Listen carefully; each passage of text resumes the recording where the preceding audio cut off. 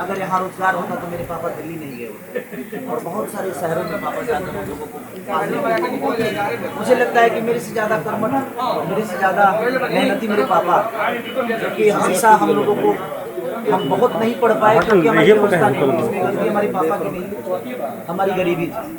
तो अगर शायद हमारा बिहार भी कलकत्ता की तरह होता, दिल्ली की तरह होता, तो शायद पापा की तो यहाँ होते और शायद हम और आगे बढ़ गए होते। खेसारी जी आज अमृत शाह छपरा में आ रहे हैं, क्या कहेंगे आप, कैसे देखते हैं? ऐसे देखते हो गार्जियन है, उनका सम्मान।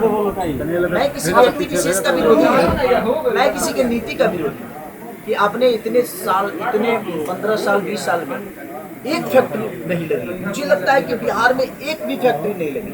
ऐसा कैसे हो सकता है कि हम 15 साल राज करें और एक फैक्ट्री तक ना लगे। अपने लोगों को हम खुद ही ट्रेन दे रहे हैं कि नहीं, यहाँ आप जल्दी से ट्रेन ले लो और जल्दी से तुम दिल्ली जाओ, पंजाब जाओ, गुजरात जाओ, कलकत्ता जाओ। मुझे लगता है कि यार हमें बुलाने के लिए ट्रेन दो ताकि हमारे पास रोजगार रहे, तो हमें जाना ना पड़े। हमें ट्रेन की जरूरत नहीं है, हमें ट्रेन की जरूरत नहीं है, हमें अपने परिवार की जरूरत है।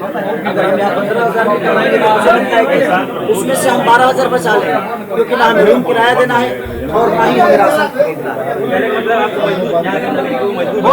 बिल्कुल जानबूझ के सरकार द्वारा मजदूर बनाया जा रहा है। अगर व्यवस्था आज 15 साल में लोग कहते हैं जंगल राज, सर जंगल राज था ही नहीं। इन लोगों ने इतना जंगल राज बोल दिया ना कि हमारे बिहार बदनाम हो गया। आज भी जंगले राज है भाई, आप तो 15 साल से हो ना, तो आपने कहाँ बदल दिया? आज भी तो लोग बेरोजगारी में है, आज भी तो पलायन हो रहा है, पलायन रुक ही नहीं रहा है। हर वो औरत अपने दीपावली में अपने पति के लिए रोती है, वो बच्चा अपने पिता के लिए रोता है, वो पिता अपने बेटे के लिए रोता है कि काश रहता तो दिवाली साथ में मना लेते, होली साथ में मना लेते, छठ साथ में मना लेते। ट्रेन की हालत नहीं देखते हैं, यहाँ छपरा की स्थिति नहीं देख रहे हैं आप। आज इतने व्यापारियों का दुकान में पानी घुस गया है, डीएम ऑफिस तक पानी घुस गया। आखिर किसका देने? कहीं ना कहीं सरकार का ही देने कि अगर आप बरसात से पहले या अगर ये व्यवस्था आप कर देती तो शायद हमको नहीं लगता है कि व्यापारियों का वो दुकान नुकसान होता, उनका सामान नुकसान होता। उसको किया जा सकता है। आपको कोई विधायक या कोई मंत्री इसलिए नहीं बनाता है कि आप अपने पोजीशन और पद के लिए, आपको अगर कोई चुनता है, आप बताओ इतने सारे लोगों में आपको चुना है तो कुछ तो सोचा होगा ना उसने कि नहीं यार हमारा देखभाल करेगा। आपसे वो पैसे थोड़ी ले मांग रहा है, वो सिर्फ एक वोट के बदले आपसे एक सुविधा मांग रहा है, अपने बच्चों का भविष्य मांग रहा है। तो कहाँ से गुनाहगार?